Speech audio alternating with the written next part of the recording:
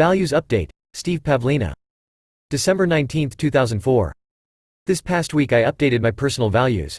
My previous list was, in order of priority: growth, intelligence, reason, clarity, focus, drive, desire, determination, efficiency, self-discipline, health, vitality, success, achievement, accomplishment, industry, persistence, diligence, confidence, resilience, courage, loyalty, order, structure, cleanliness, curiosity, excitement, adventure.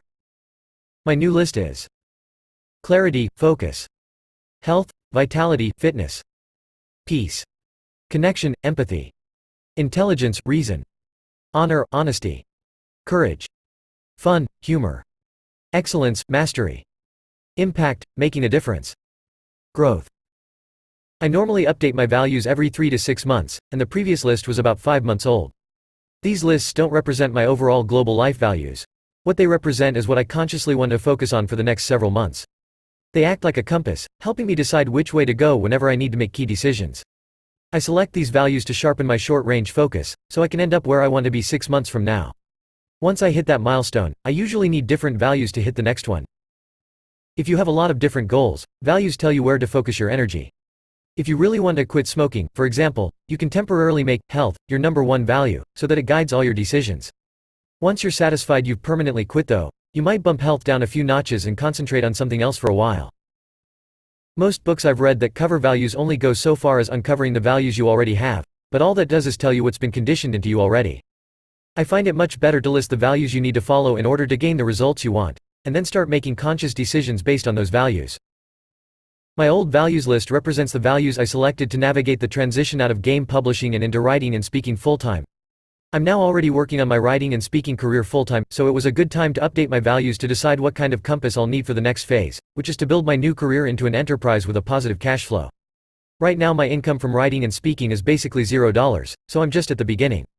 I'm also going to encounter a number of new expenses in the next few months. For starters, working in the gaming industry for a decade didn't exactly equip me with the kind of wardrobe needed for professional speaking.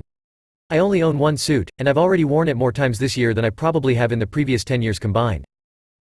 I wonder if these speaker clothes would be tax deductible then. I'd imagine you could make a pretty good case that they would be. I'll have to check on that. Some comments on these values changes. As I navigated the transition from one career to another, I wanted growth to be my highest value. That was the driving force behind the change, to switch to a career that would give me a lot more growth potential. But I also needed to navigate the tricky change with tremendous intelligence and reason and not jump into things blindly, so that was my number 2 value. And with my number 3 value of clarity, focus, I spent a lot of time carefully thinking things through.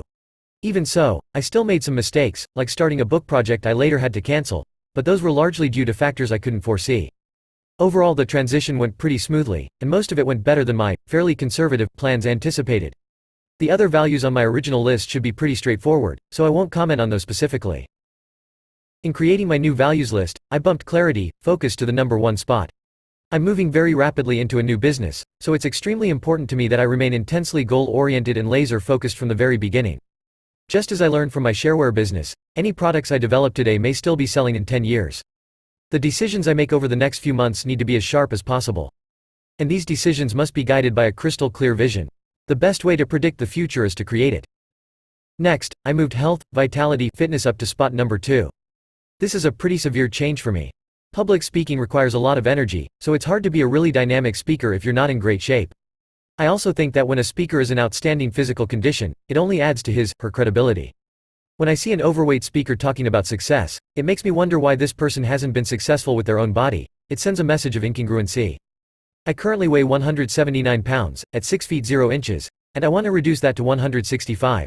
It's not a major change, but I want to keep my standards very high in this area for the next few months. Once I hit that goal I can drop this value back down a few notches. But for now I want it high, so I make fitness a very high conscious priority. I think the last time I had this value in such a high position was about 5 years ago when I was exercising 2 to 3 hours per day, running with a marathon training group, weight training, and Taekwondo. So when I make this area of my life a priority, I know I can really go far with it. I understand now why Tony Robbins made health, vitality his number 1 value. As he wrote in Awaken the Giant Within, he has to be in outstanding physical condition to display such sustained energy in his seminars, which often go from 9 a.m. to 1 a.m. for several days in a row. Peace is my new number 3 value. This one has never been on my list before, so I'm adding it in partly as an experiment. Since I'm going through a lot of fast-paced changes, I think it will be helpful to consciously focus on maintaining a state of inner peace. I don't want to work myself to death or stress over things that don't matter. So this is sort of a stress management value. Last night I did a 1-hour meditation as conscious choice to manifest this value, and that really helped me relax. Plus I think this value fits nicely with the one below it. Number 4 is connection, empathy. Whereas getting to this point in my transition involved mostly focusing on private victory values, speaking and writing requires values that are more public victory oriented. I've been reading the bios of many successful speakers, and one pattern I've noticed is that great speakers are able to form a deep emotional connection with their audiences. They don't give memorized or canned speeches, they adapt the speech in real time based on audience response. I was utterly amazed to learn that MLK's famous, "I have a dream" speech wasn't pre-planned, he delivered it impromptu. I can only wield this audience adaptation ability to a very limited degree right now. So I think building my skill at emotionally connecting with people will help a great deal, not just with audiences but also one-on-one. Plus this value should help me avoid the guru trap where speakers make themselves appear too perfect, making it harder for audiences to relate to them. It's tricky to balance giving out useful information and promoting yourself as an expert while maintaining a strong emotional bond with the audience as a real person. One of the best speakers in this area is Barbara DeAngelis. I'll be seeing her speak here in Vegas next month. My wife is quite happy to see this value so high on my list. Slightly smiling face. Number 5 is just a drop down from the original list. I added number 6, honor, honesty, so I consciously remembered to focus on being impeccably ethical in all my dealings as I start out in this business. I don't know if this will be an issue in the speaking business, but when I started in the retail games business back in the mid-90s, I encountered loads of dishonesty and dishonorable behavior when dealing with publishers and agents, and I tried to put up with such people when I should have just walked away. I also want to be guided by a strong sense of honor and integrity. For example, I wouldn't give a speech that would help McDonald's increase its sales, no matter how much money they offered me. But I could give a speech that would help McDonald's employees think more consciously about how their actions were affecting the planet. Because there are a lot of corporations whose actions run contrary to my sense of ethics, there's a good chance this value will lead me more in the direction of public seminars as opposed to doing corporate paid speaking. I want to start focusing on this value now, so I don't fall into the kind of trap where my income and my sense of honor are at odds with each other. This was a really easy value for me to satisfy in my shareware business because I had so much control over everything, so I just refused to work with people who were dishonorable or dishonest. But since I'm treading into unfamiliar territory, I want to be extra cautious in determining which people I do business with. Courage at number 7 carries over from the original list. I'm sure I'll encounter more situations where I'll have to exercise this value to take on challenges that I might not feel quite ready for. Number 8, fun, humor, is a reminder to focus on enjoying what I do and also to bring lots of humor to my speeches. Injecting humor into my speeches is definitely one of my strengths, and humor is a great way to maintain an audience's interest. My speeches that included lots of humor have always gone better than those with little or no humor, and they're also a lot more fun to deliver as well. Excellence, mastery at number 9 is a new addition. Since I'm just starting out in this new career, it's important for me to work hard at becoming outstanding at what I do. I don't just want to be a good speaker or even a great one. I want to be one of the best, which means working hard over the next decade to get better and better every year. I've also learned that it's important to maintain very high standards right out of the gate. If you go pro and behave like an amateur or conduct yourself unprofessionally, you can wreck your reputation and have a hard time recovering. But I put this value below courage because I think there's more risk of me holding myself back unnecessarily as opposed to taking on challenges I'm really not ready for. I already have a decade of experience running a business full-time, otherwise, this value would probably need to be higher.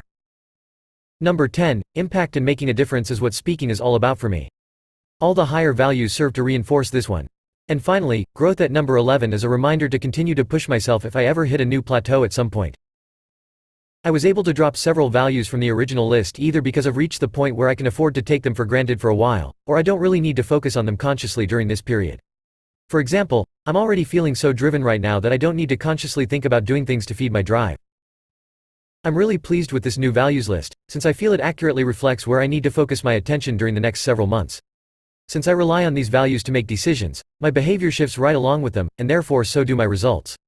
Whenever I have to make a decision, I just ask, what would a person with these values in this particular order do in this situation? I'm certainly not perfect at being true to my values, but I stick with them well enough that it really makes a big difference. Even though this entry is all about my own personal values, hopefully if you've read this far, you've picked up some ideas you can apply to your own life to live more consciously. If you want ideas for brainstorming your own values, I typed up a list of over 300 values here. Also, I'm working on a new article that goes even deeper into this subject and which will guide you through the process of creating your own values list. With any luck I'll be able to post it this week.